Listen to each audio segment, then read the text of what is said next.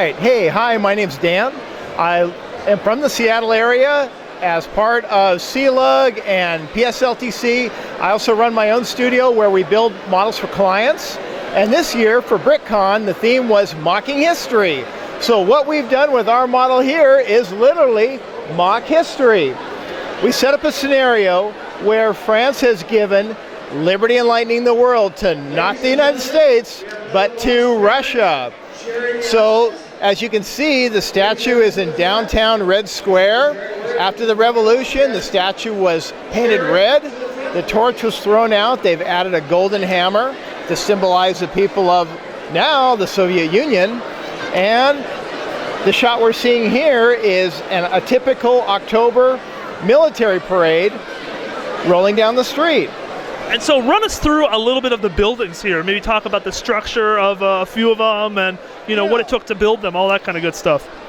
Well, the display actually started as a couple of disconnected concepts.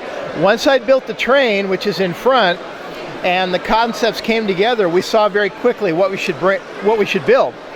And obviously, we did not build a very scale, realistic model of Red Square. I mean, the buildings would be massive. We had to very artfully, selectively compress the spirit of what you would see in Red Square and create the three different buildings, as well as we did a redo on the pedestal. So we looked at monumental Soviet architecture, what is also known as concrete brutalism, and we came up with our own design for a pedestal to put the Statue of Liberty on. It worked out very well scale-wise. It brought the statue down, so it forms a much tighter scene. Otherwise, the buildings I did as sketches on paper. Those sketches are actually laying on table to the right of the display, and I had a couple of my team members in my shop run with some basic ideas and create those. I kind of jumped in. I did two of the buildings for the most part, but the red one on the left-hand end was done by one of my other team members. In the back of the display is a little bit of the Kremlin wall. We've got this cool poster that we created. We took two different posters, and in Cyrillic this says "Defend Moscow," and oh look, mocking history. Yes, yeah. We also Lego digitized it, put this on a great adhesive label, and that hangs on the back wall of the Kremlin here. That is a very nifty kind of picture frame holder almost. Yeah, worked out really well. And so talk about some of the colors we're seeing here. I see a lovely dark red. Is that sand red? That is sand red. I have got what would constitute the federal depository of sand red Lego in my studio under lock and key. Yeah, it is very expensive these days. Sand red has not been in production for how long? For about 10 years. I've got crates of it. That's amazing. So you got in at the right time. Get in early. I did. The buildings, we just looked at typical buildings that you would find in Moscow, in Russia, around Red Square. I did some sketches, pen and ink sketches, pen and paper, and created these small little buildings that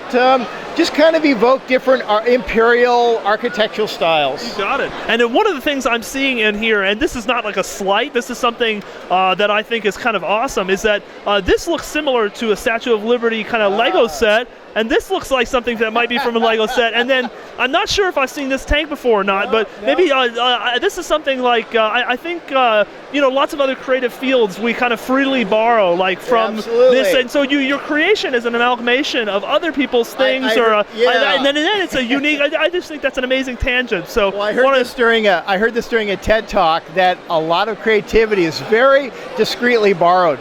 We did take the base Statue of Liberty. We added our own twist to it with the red hammer. Now, I did not have a direct replacement on color for the nose, so I had to reform the nose. Totally. Obviously, it's now holding the Communist Manifesto, not the tablet that we, have the 1776 on.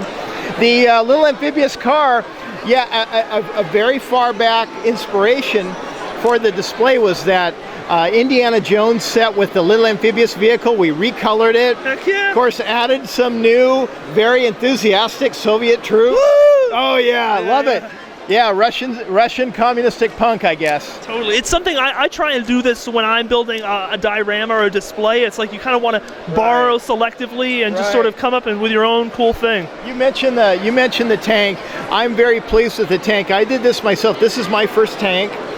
It took me 2 days to build, and I was just really pleased with I mean, the treads even go around. I was pleased with how this came out. That's awesome. For a lot of my work, I tell my guys the philosophy is you're working like a cartoonist. So you're not copying any one direct thing accurately or exactly. You're rendering it in your own special way. You look at that style and you capture the spirit of something. So that's what we've done, is we've tried to capture the spirit of a Cold War era Soviet tank, but in our own exact lines. Totally, totally. And then you mentioned the drawings over here to the right. Do you want to take a minute to show those to us? Sure. I'm going to grab these drawings. And these drawings might be hard to pick up on camera, but there is not a lot to a display like this. Whoa, wild one there. We simply sketch out a basic idea, a plan of the display, and then an elevation in front. You can see the Statue of Liberty, the fronts of the building, and obviously ours doesn't match the drawing exactly, and that's okay. Working with Legos like jazz music, you have a basic drum, basic rhythm line, but then you do a lot of improvisation around it. So not too much to it. I told my guys, I gave my guys some ideas for the buildings, and we ran with it. I got a great team. That's awesome, Dan. I love the creative process. I love the sort of borrowing this and that and sort of just putting it all together into something wonderful. Thank you so much for sharing it with us. You bet. Thanks, guys. Really appreciate you being here. Thank you.